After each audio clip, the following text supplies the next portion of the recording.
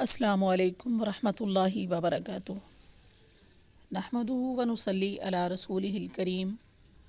بسم اللہ الرحمن الرحیم۔ 50 صحابہ کے برابر اجر پانے والے خوش نصیب کون؟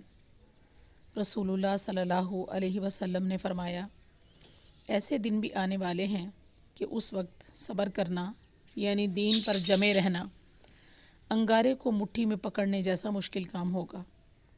اس دور میں دین پر عمل کرنے والے کو تم جیسے 50 عمل کرنے والوں کے برابر ثواب ملے گا۔ پوچھا گیا 50 ان میں سے یا ہم میں سے؟ فرمایا نہیں بلکہ تم میں سے۔ جامع ترمذی حدیث کا نمبر ہے 3058۔ پیارے ناظرین، یہ بہت بڑی بشارت اور بڑی خوش نصیبی ہے ان لوگوں کے لیے جو انتہائی فتنوں اور مشکلات کے دور میں دین اسلام پر عمل کریں گے۔ جس دور میں دین اسلام پر عمل کرنے والوں کو بڑی آزمائشوں سے گزارا جائے گا، ان کے لیے مشکلات کھڑی کی جائیں گی۔ دور حاضر میں بھی کئی ممالک اور علاقوں میں مسلمان ایسے حالات سے دوچار ہیں۔